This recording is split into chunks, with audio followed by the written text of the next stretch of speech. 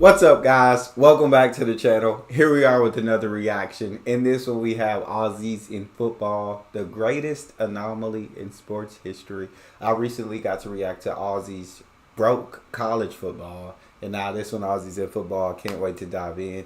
Before we do, however, if you guys happen to enjoy it, please don't forget to smash subscribe, give the video a thumbs up, and let's get right to it. Across the land of sports, many other cultures have influenced the games that they are played, whether it's a unique set of rules like Canadian football, or to how we've adapted fencing from the Egyptians to the sport it is today by a conglomeration of efforts from people around the world to find the most effective tactics available. It is rare, however, for a sport to be played in a completely different country exclusively to have an impact on another unrelated sport played once again in a separate country. It's crazy. Almost It's so exclusively. cool. For most cases, it's hard to even imagine how this would be possible. But as soon as I mentioned this, most people that live and exist in the same sphere of influence as I do immediately jumped to one of the greatest sporting phenomenons in modern history: the connection between Australians' rules footy and American football.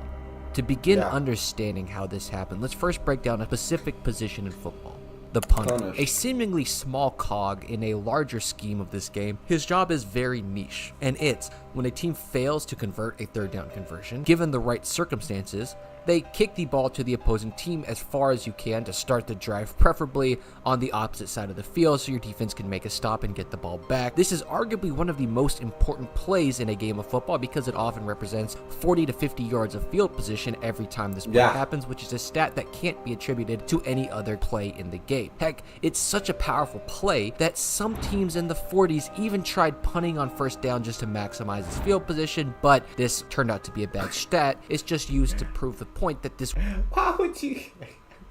Punting on first down is crazy, bro. Any team that did that is... Yeah, y'all not all the way up there. I don't even know. Play. Just looking at this Why? year, the difference between having the best punter in the National Football League by net average compared to having the worst punter in the National Football League by net average means you'd be starting nearly 10 yards closer every single drive, which is a sizable difference. The traditional American style of punt is what we like to call a spiral, where you'd catch the ball, you'd walk straight down the field to where you're trying to kick the ball to, and just generally kick straight up beneath the ball, causing it to roll off your foot and look like a spiral, or for those who can't imagine so that, crazy. a pass. Like many have stated, this is the best way to get a combination of distance and hang time, but due to the intense precision required to hit the exact spot on your foot to make the ball spiral, it does have consistency issues, and due to the wild spiraling nature, it also has some slight accuracy issues as that ball could fade one direction or the other, and it's very hard to control. I feel that. For years, NFL punters have worked on perfecting this straight-on style of punting and have gotten incredibly far with it. I mean, think about this. Back in 1940, Sammy Baugh was able to set a record of 51.4 yards a punt, and that record stood for 83 years until just this year it was broken by Ryan Stonehouse. So clearly, it 51.4 yards per punt, and that record stood for 50 years. It's crazy work. It's a style that we're still trying to perfect. But in the midst of our attempt to perfect this style, there was another force working, maybe not against these efforts, but definitely not parallel. Let me introduce you to Darren Bennett. You see, Darren was also an NFL punter, but his style was a bit different. He didn't hit every ball in a traditional style. In fact, for the first time in NFL history, he brought something new to this position. He brought this thing called the drop punt. It's where you bring the nose of the ball down, so you're hitting it at a slight angle instead of straight up and down. That's what I think. That's what I think punting is like. To me, when I think of like punt, I don't think of spirals because I didn't know that. Which I mean, that's incredibly dope. Like you kick a spiral, bro, that's fire. But when I think of punting, I think of the ball doing all them rotations like that. When you kick it, and instead of it spiraling, it spins sort of like a saw blade through the air. His combination of massive leg power and seemingly ethereal control over the ball was something we had never seen before at this league, earning him multiple Pro Bowls and even making him to the all-decade team. But unlike most other people on these lists, he hadn't been playing football his whole life. Heck, his resume only includes the game of American football that he played at the professional level, meaning he never played in high school or college, which is the typical American route. And the other difference between Bennett and everybody else on the all-decade list, he bring that leg all the way up. out, bro. This level of play was not the last we'd see of Australians playing American football. Far from it, actually, as they begin to trickle down, first with Nathan Chapman going next in the NFL, then Matt McGreer, Ben Graham, and Sav Rocca all making their splash in the league, and Aussies would sprinkle in and out of the league here and there, always to pretty decent levels of success. Things would really bust open in America, though, after one fateful year. 2013, the year Tom Hornsey won the Ray Guy Award, the award given to the best punter in college football. Then, in 2014 and 2015, you had Tom Hackett. 2016 went to Mitch Wisnowski, and 2017 went to Michael Dixon. And that came and just took over. That came, especially college football. That came with, hey, we the best punters now. But I said in the last video, like, yeah, they've been kicking anybody who's been training to try to make the AFL since a kid. That's one of the key aspects. You got to be, everybody on the field got to be able to kick that ball. And so they've been doing this their entire lives, whereas in America, I mean, the punter is not a very desired position. So I feel like you don't know if you want to be a punter until maybe a little bit later in life, and then you specifically train for that. better believe the one thing these guys all shared in common was their home country of Australia. Now, if a 5-year run at the best punter in college football coming from a single country doesn't light a fire under coaches' butts, then I don't know what would. So now you must be wondering, what the heck were the boys doing down under? Well, you see, when that first group of Australians that went pro got done in the NFL, they didn't simply just return home to plant gardens and breed kangaroos. They came with the knowledge of how to dominate American football, and they wanted to bring it to the young lads back home, which started out with a little program called Pro Kick Australia, which was founded in 2007 by, you guessed it, Nathan Chapman, the second Aussie who played the NFL. Now you think, well, just because a former NFL punter is teaching Aussies how to kick, it can't make them that much better than Americans, because heck, we have former NFL punters here in America, and we're not dominant like that. So there's got to be something else, right? And yes, you would be correct. Something that's been around for much longer than Michael Dixon, Nathan Chapman, or Darren Bennett. To understand why they were so dominant, we have to look all the way back to the 1850s, where a game was slowly being crafted with similar rules to rugby, known as Australian rules football. You see, the Australian timeline of evolution of the game, soccer or football, is a little bit different than everywhere else. It never really got to the point where we are passing the ball as much as we are in American football, and it had similar rules to rugby, as it's one continuous game not broken up by individual plays, but instead of tossing it to teammates like in rugby, you could kind of just punch the ball with your hand or even kick it. Yes, kick it.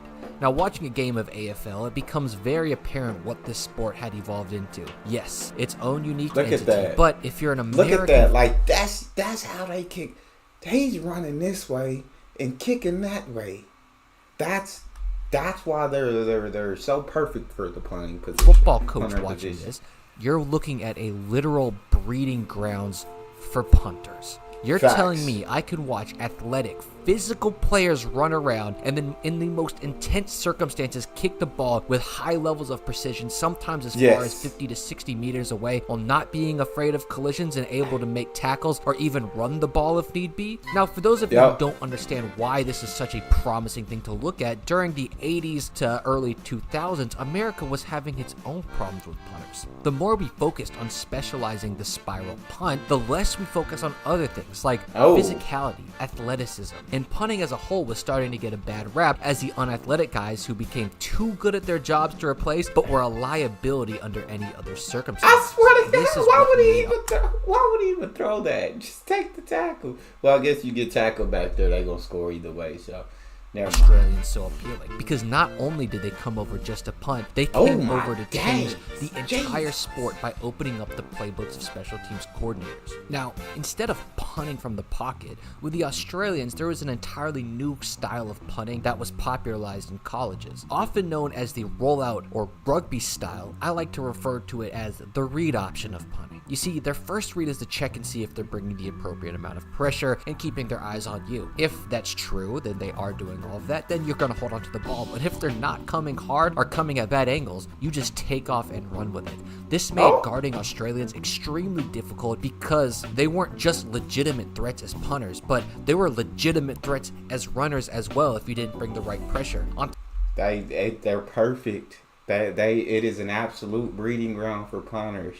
You talk about evolutionizing a position. Like they're changing the way the punters play. But yeah, they're perfect. Very physical because they play in the AFL where you got to kick, like you said, under the most intense circumstances. You know how to tackle. You know how to kick with accuracy in those extreme circumstances. You know how to run. Like, they're amazing. And the AFL is absolutely perfect for the punter position.